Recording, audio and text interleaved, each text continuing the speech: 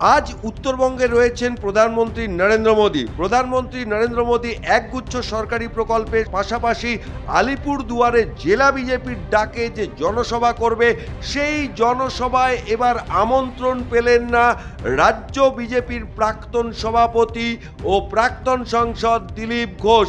আরও একবার দর্শকদের আপডেট দিয়ে রাখি যে আজকে প্রধানমন্ত্রীর জনসভায় আমন্ত্রণ পেলেন না রাজ্য বিজেপির বিশিষ্ট নেতা দিলীপ ঘোষ। দিলীপ ঘোষকে কোনো রকম আমন্ত্রণ জানানো হয়নি প্রধানমন্ত্রীর সভায় উপস্থিত থাকার জন্য। আজ সকালে ইকো পার্কে দাঁড়িয়ে দিলীপ ঘোষ এই বিষয়ে সংবাদ মাধ্যমের সামনে ঠিক কি বলেছেন। দিলীপ ঘোষের স্পষ্ট বক্তব্য, তিনি দলের কোনো পদাধিকারী নন, তিনি দলের একজন সাধারণ কর্মী।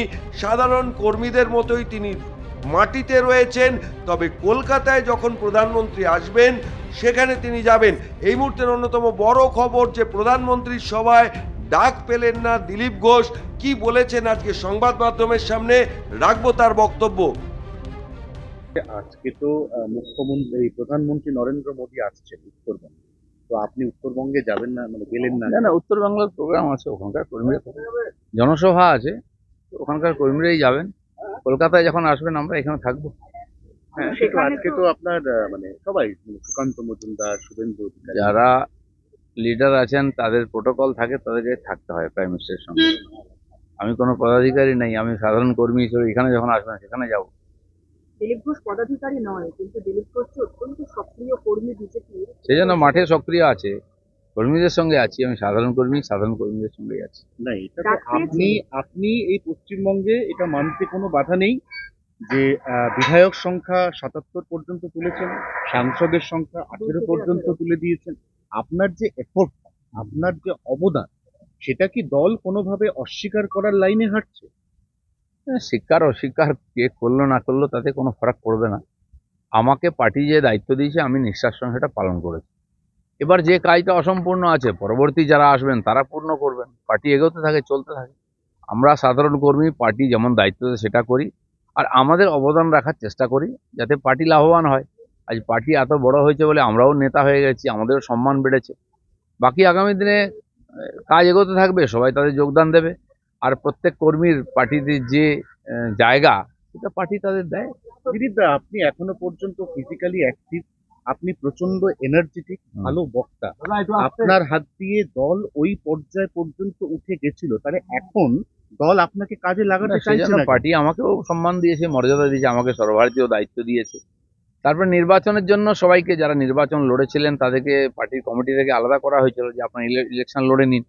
ইলেকশন হয়ে গেছে, নতুন করে কমিটি হচ্ছে। সারা ভারতবর্ষে আমাদের সাংবিধানিক পদ্ধতিতে একবারে নির্বাচিত প্রেসিডেন্ট এবং কমিটি হচ্ছে। তো এবার আমরা সবাই আছি, নতুন কমিটিতে কে কোথায় জায়গা পায় দেখে সেভাবে কাজ হবে। আপনার খারাপ লাগে না? আপনার খারাপ লাগে না? খারাপ লাগবে কেন? আমি কোনোদিন ভাবিনি আমি প্রেসিডেন্ট হবো, আমি এমএলএ হবো, এমপি হবো। পার্টি যেটুকু বলেছে আমি সেটা করে দেখিয়েছি। আবার পার্টি যদি আমাকে দায়িত্ব দেয় আমি সেটা করবো। আমাকে যদি পার্টি বলে তুমি সাধারণ কর্মী হিসেবে কাজ করো, তো পার্টির মধ্যে থাকবো, তো পার্টির কাজই করবো। এর জন্য আমার কোনো দুঃখ নেই, আশা প্রত্যাশাও নেই। আপনার বিয়ের দিন সকালবেলা আপনার বাড়িতে সুকান্ত মজুমদার গিয়েছিলেন, অনেক বিজেপি নেতা গিয়েছিলেন, কিন্তু আপনার এই জগন্নাথ মন্দির মুখ্যমন্ত্রীর আহ্বানে সাড়া দিয়ে ঘুরে আসার পর থেকে আপনার সঙ্গে এই রাজ্য স্তরের বিজেপি নেতারা তারা যোগাযোগ রাখেন? অনেকের যোগাযোগ রাখেন, অনেকে দেখাও করছেন।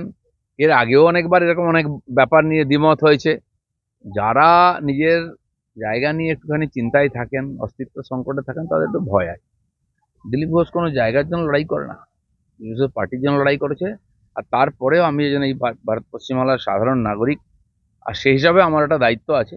আমি একেবারে এই বয়কট আপন পর কোনোদিন বিশ্বাস করিনি, আগামী দিনেও করবো না। আমার মনে হয় কোনো পার্টি সংগঠন এটা করতে পারে না। কিন্তু ভারতীয় জনতা পার্টিতে আছে, পার্টির কর্মী হিসেবে পার্টির নীতি আদর্শের সঙ্গে, ডিসিপ্লিনের সঙ্গে আছে। আমি জানি না কে এই ধরনের পলিসি ঠিক করে, এটা চলবে না ওটা চলবে না। বিজেপি কোনদিন এরকম বলেছে বা করেছে আমার জানা নেই। দিলীপ ঘোষ তো কোর কমিটির সদস্য, প্রধানমন্ত্রীর সভায় কোর কমিটি মিটিং হলে যাবো। তবে বিজেপির রাজ্য সভাপতি দিলীপ ঘোষ যতদিন ছিলেন, দিলীপ ঘোষের জামানাতেই কিন্তু বিজেপি গোটা রাজ্যে ছড়িয়ে পড়েছিল এবং বিধায়কের সংখ্যা 2 থেকে 77 হয়েছিল। এই দিলীপ ঘোষের সময় এখন দিলীপ ঘোষ যেভাবে দলে কোণঠাসা হয়ে পড়েছেন, তবে রাজ্য বিজেপির সংগঠনে দিলীপ ঘোষের মতো জন্মনে এবং তাজা ব্যক্তিত্ব থাকা সত্ত্বেও দিলীপ ঘোষ কেন আমন্ত্রণ পেলেন না, সেটাই এখন সবথেকে বড় জল্পনার বিষয়। সল্টলেক থেকে পলাশ নস্করের রিপোর্ট, নিউজ পোল বাংলা।